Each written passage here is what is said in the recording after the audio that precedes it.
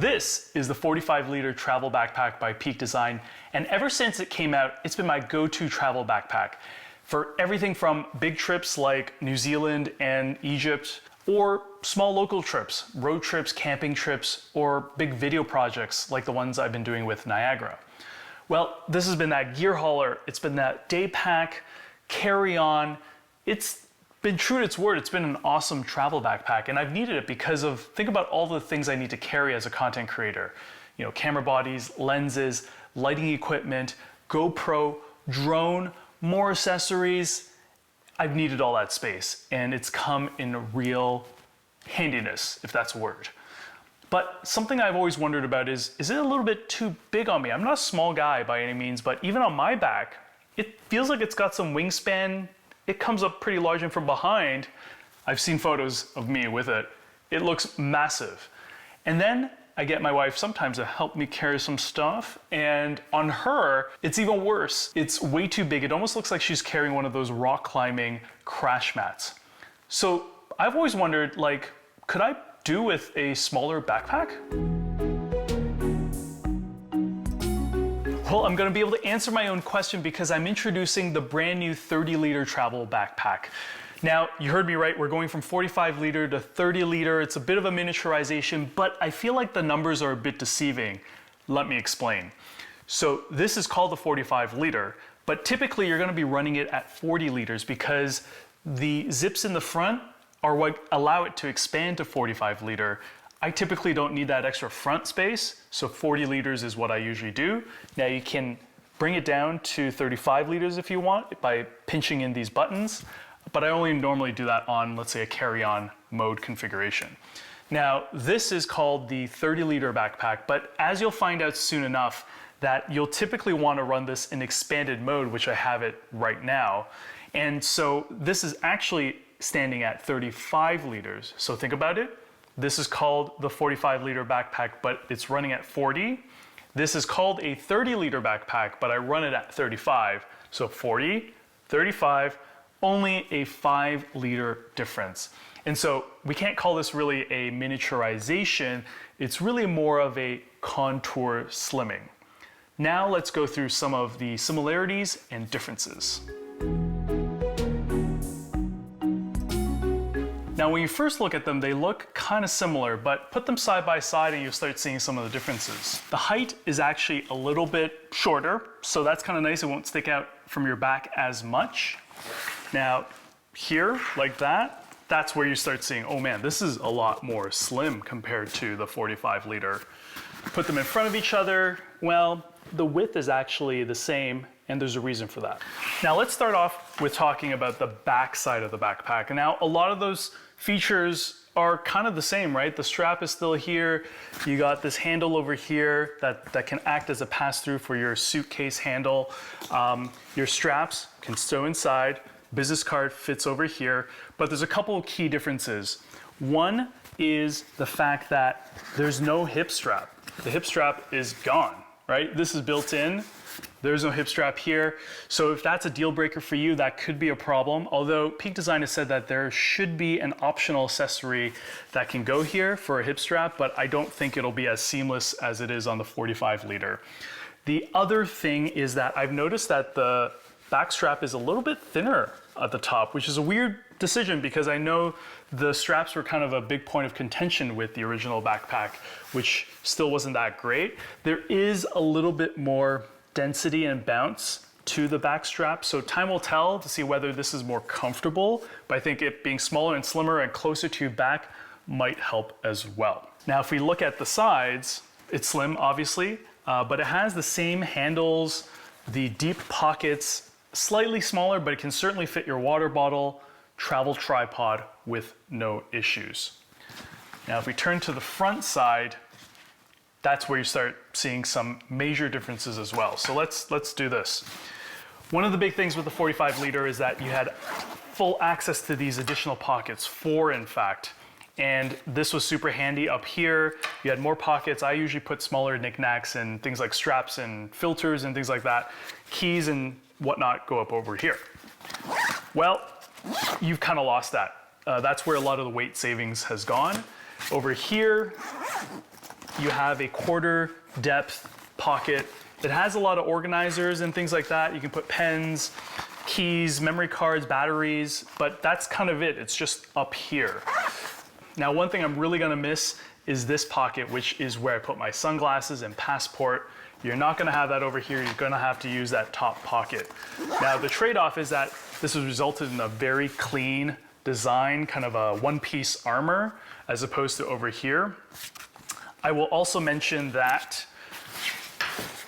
this pocket over here has remained the same. So it does come with external carry straps. There are loops all over. You can put your rainfly. It's a magnetic pocket, so works the same as before. And finally, both have the expansion zips, right? So they kind of open up either direction, and that's what allows this to expand. That's what allows this to expand. So in that front, it's very similar. We talked about the leaders and the sizing earlier. Now, one of the defining features of all Peak Design backpacks was the fact that they all had side access, right? The butterfly style opening, you know, you can get to your stuff from the side. Well, with this one, you can't. There are no extra zippers to open it from the side. So that means that the only way to access stuff on the inside of the backpack is to open it up.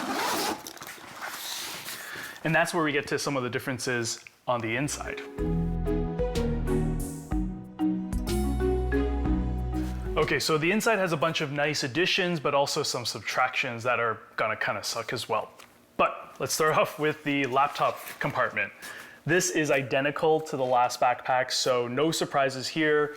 Velcro opens up. Your laptop up to 15 inches are gonna slide in really easily. There's a Velcro pocket on the inside as well, just like before, so absolutely no changes there, and that's kind of nice because I didn't have any issues with that. Now, the interior compartment that you see here is a little bit different, partially because of the tapered top, but it's also much more slim, especially when you don't have those expansion zips out. But what's nice is that even though you've lost that front compartment with the previous backpack, they've added mesh pockets on the inside. So one on the top, one on the bottom. Now, unfortunately, if you have any sort of camera cube, you're probably gonna block access to one, but that was always the issue, even with the previous backpack. Most likely you'll have access to this top one, so that gives you extra pockets. What's nice though is that they've also added mesh pockets on both sides. They open up and you have access to one pocket here and another one over here that's a little bit smaller. So that gives you more organization capabilities. Unfortunately, one thing that they don't describe well on the website, or at least is a little bit hidden, is the fact that you can't actually use any of the camera cubes when it's in compressed mode. So in its native 30-liter mode, it just doesn't fit. There's not enough depth here to fit inside. So the only way to make it work is that you have to have it expanded, as I have right now, for the camera cubes to go in. There are these black loops here, and that's where you're gonna be able to use these clips to be able to mount it. I found that they didn't perfectly align for some reason, but you could still make it work because there's enough length here to kind of loop around everything. So your medium camera cube, your small camera cube, your large camera cube can be fixed inside. But just know that your backpack has to be in 35-liter mode for it to work.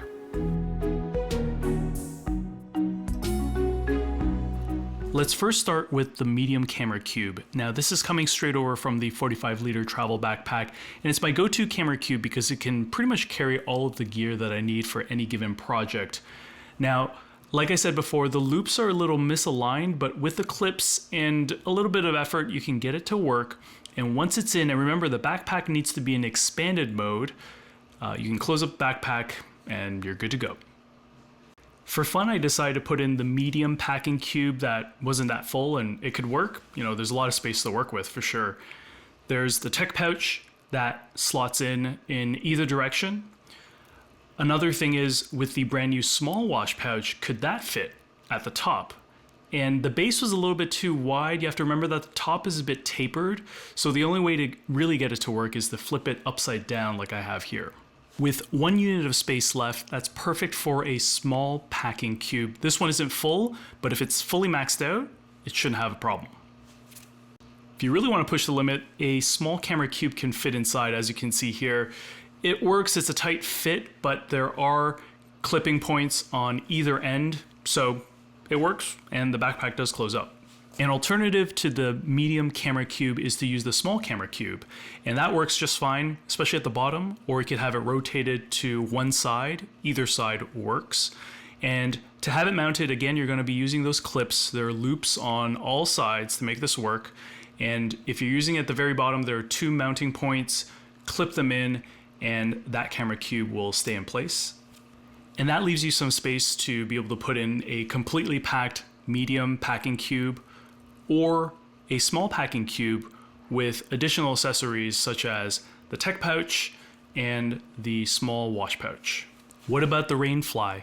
Well, although this says it's specifically for the 45-liter travel backpack, the Rainfly actually fits perfectly like a glove with the 30-liter travel backpack, especially when expanded. I think when it's collapsed to the 30-liter mode, it'll certainly have a little bit more space, but it covers it completely fine because the height of the backpack is roughly the same. Side pockets are designed to be compatible with water bottles and the travel tripod. You'll notice that it fits in quite easily, but it's a little bit loose and the pocket is definitely not as deep as the original travel backpack. As a result, something I noticed is that the top of the tripod actually sticks over the top of the backpack. So that's not quite as ideal. And the other thing is, because of the loose fitting, I highly recommend that you use a single external carry strap to make sure it sits in place and it doesn't fall out. When I first got the backpack, I thought, oh great, they made the strap thinner because maybe they wanted to fit capture a little better.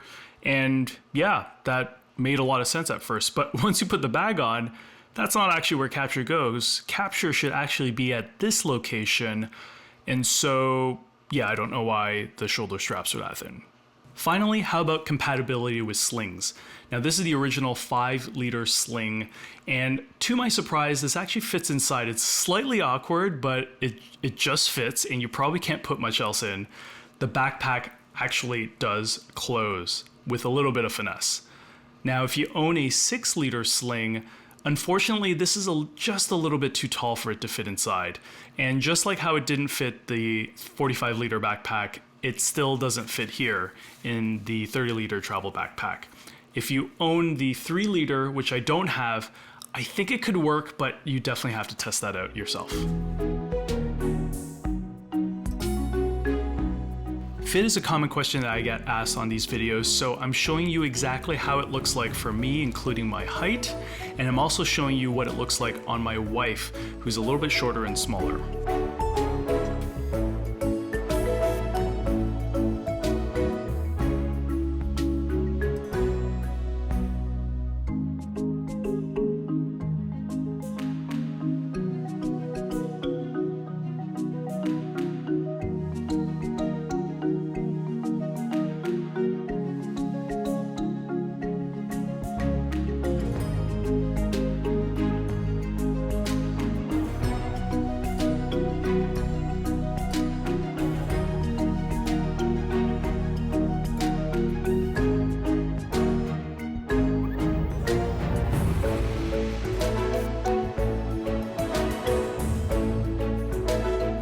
Now I know what you're thinking. We now have 2 30-liter products. We have the travel backpack, the everyday backpack. Which one should you choose? Well, I think it ultimately comes down to your use case and your travel preferences. This is a bag that has side access, okay? It's got the horizontal flex dividers. It's got mag latch. Are those things that are gonna be helpful and important for you? You know, I think this is a type of bag that's great for, well, everyday use. You know, going to work, going to school, quick, hiking trips, photography trips, maybe the short, weekend type trip as well. 30 liters is a lot of volume, so you got a lot to work with.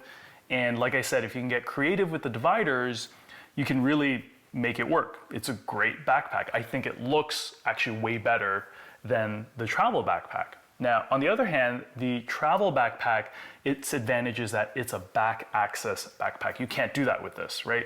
Back access has its advantages because you can use a camera cube.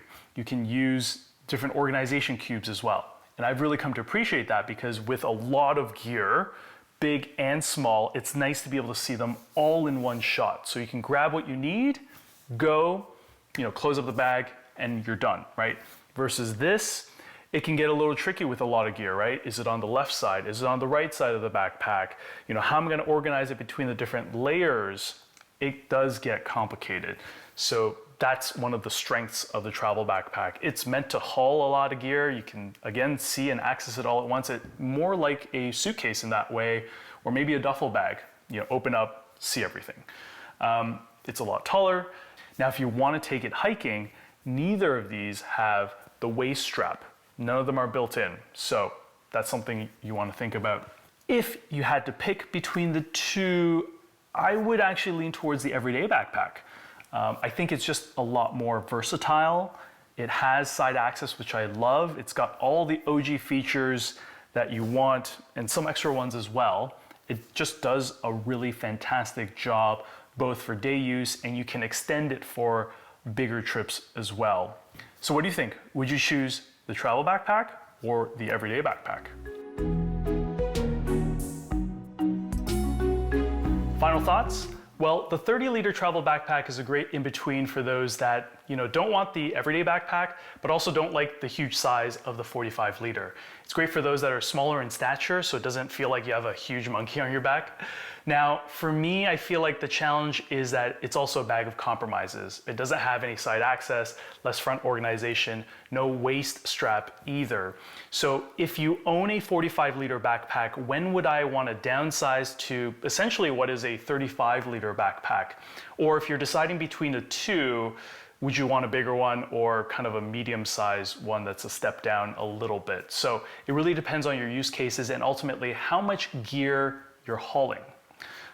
If you're just going to be using this backpack for clothes, I think it works, but then you have a lot of other options to choose from.